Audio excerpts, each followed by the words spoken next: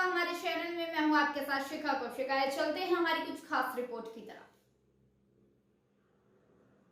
सलमा हत्याकांड। News anchor Salma की murder mystery सुलझी, सड़क खोदकर कंकाल निकाला, मौके से चप्पल, बाल और पोटली भी हुई बरामद। कोरबा जिले में लापता न्यूज एंकर सलमा सुल्तान की मर्डर मिस्ट्री लगभग सुलझ गई है। आरोपियों की निशानदेही पर एक नर कंकाल मंगलवार शाम को बरामद हो गया है।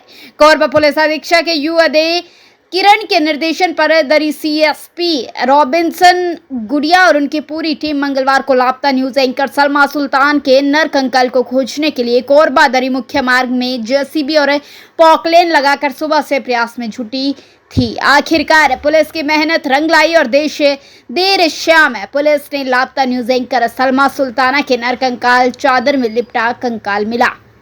मौके से चप्पल, बाल और पोटली भी बरामद हुई। खुदाई करने वालों ने इसकी जानकारी पास ही मौजूद अधिकारियों को दी। फॉरेंसिक एक्सपर्ट को भी घटनास्थल पर बुलाया गया। 6 दिन पहले ही इस मामले में पुलिस ने उसके प्रेमी समेत 3 आरोपियों को गिरफ्तार किया था। खुदाई के लिए satellite image screening machine, thermal imaging और ग्राउंड पेनेट्रेशन रडार मशीन का भी सहारा लिया गया। इस जगह पर वर्तमान में नेशनल हाईवे बन चुका है। हत्यारा मधुर साहू 5 साल पहले प्रेमी जिम ट्रेनर मधुर साहू ने गला घोंटकर सलमा की हत्या कर दी थी। फिर 2 सहयोगियों के साथ लाश को कोहड़िए के पास सड़क किनारे दफना दिया था। इसी सड़क पर बाद में हाईवे बन गया। प्रेमी जोड़े के बीच लेन देन का विवाद और चरित्र शंका हत्या की वजह बनी थी। आरोपियों की निशानदेही पर खुदाई, ये है पूरा मामला। 25 साल की सलमा सुल्ताना कुसमुंडा के SCSL कॉलोनी में रहती थी।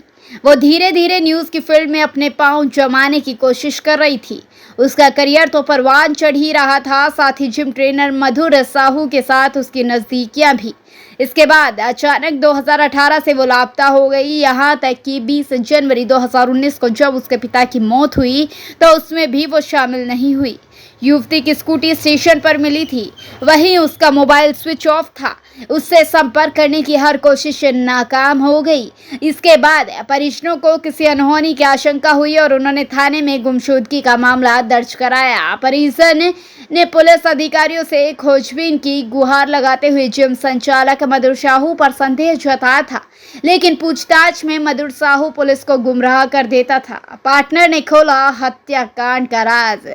कई साल तक सलमा का किसी को पता नहीं चला तो मधुर साहू का एक राजदार भी ओवर कॉन्फिडेंस में आ गया था। उसने नशे में मधुर के पार्टनर के सामने सलमा हत्याकांड का राज खोल दिया था।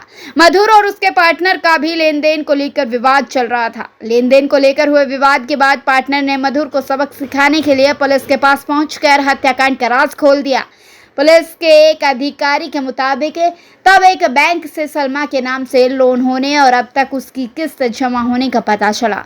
पुलिस ने जांच आगे बढ़ाई तो मधुर फरार हो गया। पुलिस ने उसके दोस्तों और परिचितों से बयान लिया। 5 साल पहले का CDR एनालिसिस किया, जिसमें अक्टूबर 2018 में शारदा विहार के एक मकान में मधुर साहू और सहयोगी ट्रेनर कौशल श्रीवास ने सलमा का गला घोंटकर हत्या करने और लाश को अतुल शर्मा की मदद से कोहाड़िया पुल के पास दफनाने का पता चला।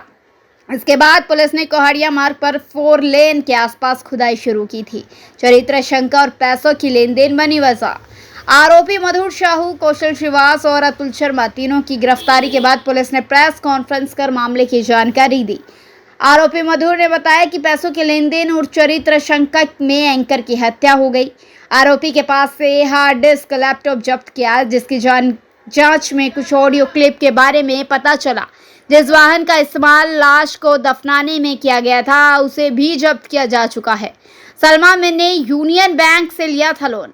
मार्च 2023 में राज्य स्तरीय ऑपरेशन मुस्कान में गुम इंसान, महिला और बच्चों का पता लगाने के लिए अभियान चलाया जा रहा था।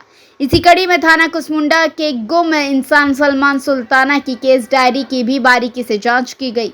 परिजनों का बयान लेने पर पता चला कि यूनियन बैंक से सुल्ताना ने लोन लिया था। इस संबंध में यूनियन बैंक से पुलिस ने जानकारी ली तो पता चला कि लोन की EMI समय पर भरी जा रही थी।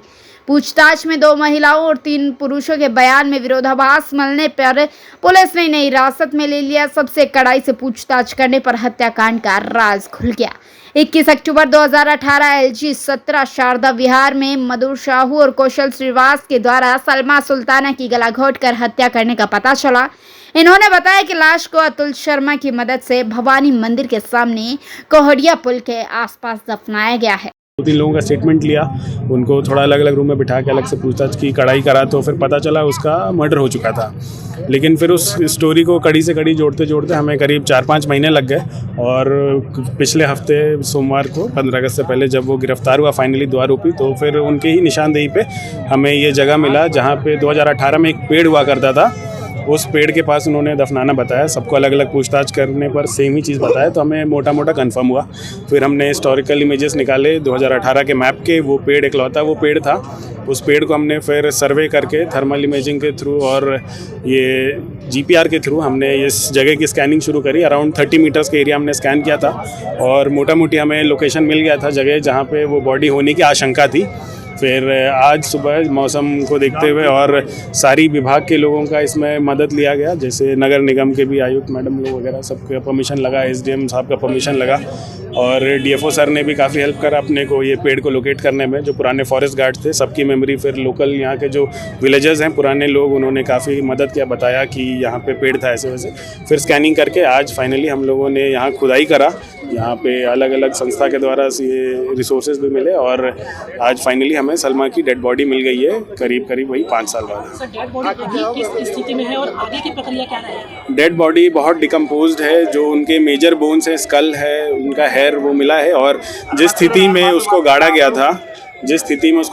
था, जो बेडशीट जो बोरी में उसको बांधा गया था, वो सब इंटैक्ट हमें मिला है और इसको अभी हम लोग ये पोस्टमार्टम के लिए हॉस्पिटल भेजेंगे।